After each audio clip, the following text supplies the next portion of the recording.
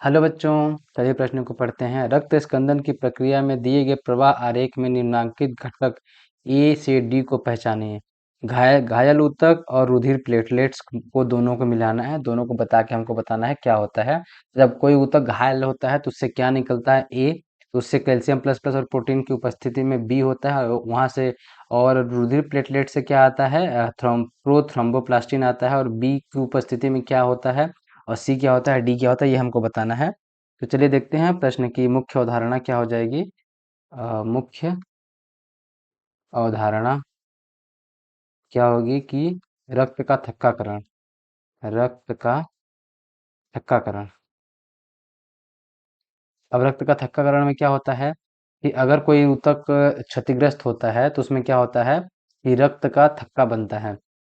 रक्त का थक्का बनने की क्रिया तो क्या बोलते हैं हम? रक्त का थक्काकरण। अब अगर हम इस आरेख को देखते हैं तो इस आरेख को देखने से हमको क्या पता चलता है कि जैसे ही कोई ऊतक घायल होगा उससे क्या निकलेगा?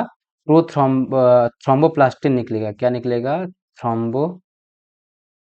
थ्रोम्बोप्लास्टिन नामक कोई प्रोटीन निकलेगी जो कि क्या करेगी? कैल्शियम प्लस प्लस और प्रोटीन्स की उपस्थिति में कहाँ जाएगी? बी। और ऐसे ही क्या होगा? प्लेटलेट से थ्रोम्बोप्लास्टिन निकलेगा और वो किसकी उपस्थिति में? बी।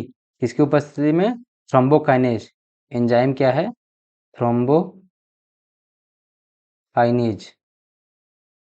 थ्रोम्बिनेज या थ्रोम्बोकाइनेज हम बोल सकते हैं क्या?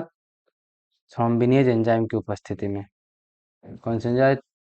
थ्रोम्बिनेज एंजाइम की उपस्थिति में क्या होगा कि प्रोथ्रोम्बिन किस में परिवर्तित हो जाएगा? प्रोथ्रोम्बिन परिवर्तित हो जाएगा थ्रोम्बिन में। थ्रोम्बिन में क्या होगा? परिवर्तित होगा। और थ्रोम्बिन क्या करेगा कि फाइब्रिनोजेन को, इसको थ्रोम्बिन क्या करेगा कि फाइब्रिनोजेन को किसमें परिवर्तित कर देगा? फाइब्रिन में। और क्या होगा? फाइब्रिन में जैसे परिवर्तन होगा वैसे रक्त का थक्का जमना शुरू हो जाएगा और प्लेटलेट्स क्या करेंगे? रक्त प्लेटलेट्स आके फंसने लगेंगी, एक थक्का सा हमको दिखने लगेगा। अब देखते हैं हमारे में ए बी सी डी में क्या क्या है। तो ए में क्या है? थर्मोप्लास्टिन। तो पहले विकल्प में थर्मोप्लास्टिन है, दूसरे विकल्प में फाइब्रिनोजन है, तो दूसरा विकल्प गलत हो जाएगा।